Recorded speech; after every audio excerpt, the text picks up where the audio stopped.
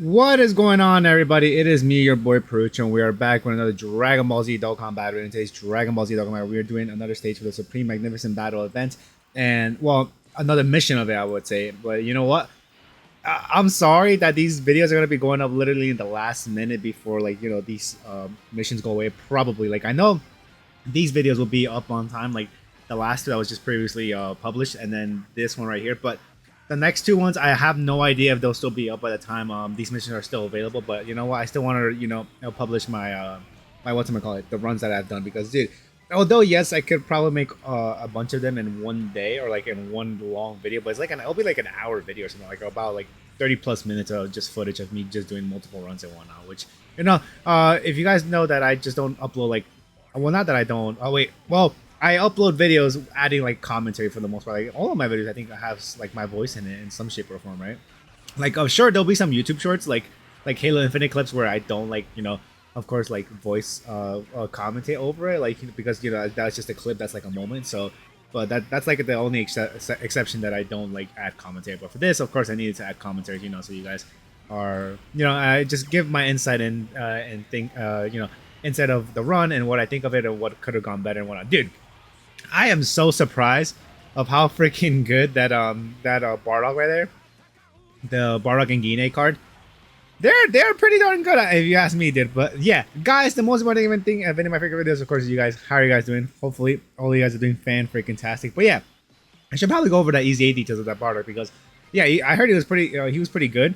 But of course, like, when now that there are more difficult fights, he probably might not be able to compete or withhold damage, but he's still good. He's still good. But let's go over his EZA details, because he EZA during the the anniversary that just came out. But yeah, anyways, yeah, that Bardock, since his super attack massively raises attack and defense for one turn and causes super damage to enemy, and then the best part, raises all other allies attack and defense plus 22% for 2 turns, which is it may sound not too big, but dude, 22% for 2 turns. I mean, although we are floating them off, still a nice help. It's better. It's better to help out our team than not helping them out. You know what I freaking mean? But yeah, and after that, their passive skill, attack and defense 122%, key plus 3, that plus an additional attack and defense 122%, and then recovers 27% HP. Once only. Wait. Oh, recovers 22% HP. Maybe once only. I don't know. Here it only says only, but when HP 60% or lower at the start of the turn, when there's an ally whose name includes Goku on the team, of course excluding Captain Ginyu Goku, or Captain, yeah, Captain Ginyu Goku, and then Junior Goku as well. The kid version? Oh, like Goku Junior, the one for the G. I'm like, wait, who that was? Goku Junior, of course, for the GT special. But going on after that, an additional attack and defense 122%, while attacking when there is another bond of parent and child category ally attacking the same turn, and then plus an additional attack plus 122% when there's a movie bosses category enemy, which doesn't really qualify here because we're fighting against a Goku, which is not a movie boss category enemy. And then after that, plus an additional key plus 4 and attacking plus 122%, and performs a critical hit when there is an enemy whose name includes Frieza, which, of course, out of all these phases, there's not going to be a freaking enemy that's going to be named Frieza, right? But here, one thing I was kind of concerned, definitely, of course, since the mission here for for this run is we have to complete this stage within, is it within a certain amount of turns? I'm not too sure. It might be. I'm not. All I know is that you have to complete this stage with 6 STR characters, which, if you guys don't know, by the end of this fight, the Master Ultra Instinct Goku, I think he's AGL, or maybe wrong on that, honestly. I have to probably double check with well, we'll see obviously together, even though, like, yesterday there was published like the 2 runs, but I recorded those videos a bit a while ago. Dude, the fact that we're stacking up more and more attack for that Super Saiyan 3 Goku right there, it's pretty darn good. And then I'm so glad too that we're able to get like a category buff to all those all the characters that we brought in for today, because dude, just running a monotype lead for for this team, I mean, sure, we'll guarantee get the stat boost, but no, I think having at least 170% or 200%, we will be more than fine with that. Oh, actually, yeah, I forgot they have the active skill too. The the Goku Ginye. Oh, and then here, might as well, since since we haven't super as much with the GT duo, I'm like, I might as well just make them, or make our My Super Saiyan 3 Goku go to standby skill, and then whatever super attack is going to be launched, we should be more than perfectly fine enough. But actually, I could have just instead, like, well, thankfully, I was still going to use it regardless, right? Like the counter attack right now that we're doing right here. is if there was no super attack being launched for this turn, then I was definitely probably would have like exited the game and then come back and then just put the GT duos on. Actually, maybe looking at our HP, we I think I still might have to done that to be able to dodge some attacks and whatnot because yeah, we haven't built up much we haven't built up much attack or freaking damage reduction because these guys they built up 10% damage reduction up to 50% with each super attack that they launch. So yeah, here I think we're gonna be launching 3 super attacks since that that additional super was launched.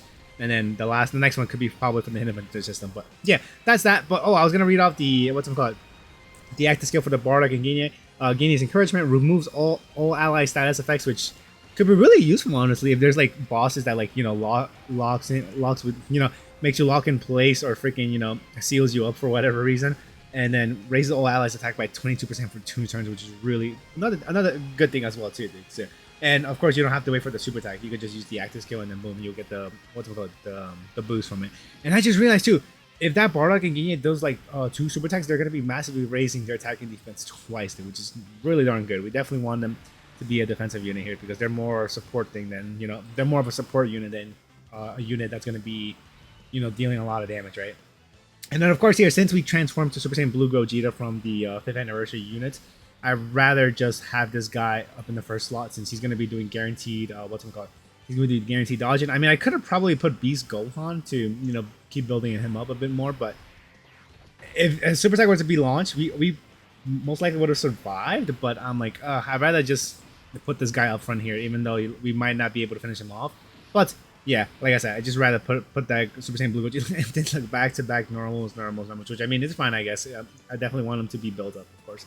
But yeah, boom, dodging, because it saves us HP. I could imagine how much HP we would have been taking if that dude wasn't dodging whatsoever. We probably would have been taking like at least 50k or something. Well, probably even more because of the fact that we have to attack beforehand to be able to to get our like attack boost, our attack and defensive boost. But yeah, here's Super Saiyan 3 Goku, a 15 million, which is really darn good. We definitely want him to build up as much attack power as he can because when we go to the standby skill, we definitely want to launch that counter attack and just do massive damage to the freaking Ultra Instinct Goku, which I'm gonna be reading that guy's details off. Which I think all of the units that I'm running here it's a mix of between movie heroes and Last Resort, which I didn't think that and then we got freaking STR Super Vegeta too, and then here a super attack's being launched in the first slot, which I mean doesn't really matter since I already go to the standby skill by the GC duos. I'm like, okay, either way, is if we like somehow survive the super attack, which we surprisingly enough we do,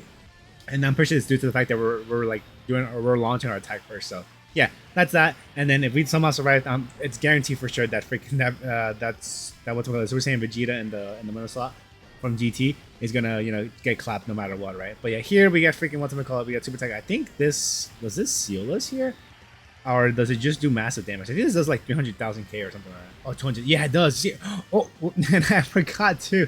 This was the run that I pulled up my freaking music playlist because I think I tapped.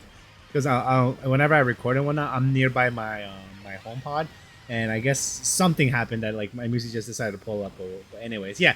Anyways, we died, and then of course we're gonna revive with the GT duos standby skill, and then we launch the freaking Spirit Ball towards them, and then after that. We have I'm gonna use Beast Gohan's his active skill. Which I don't know if we use the animations or whatnot. Yeah, we do. Okay, so let's go hear that out together.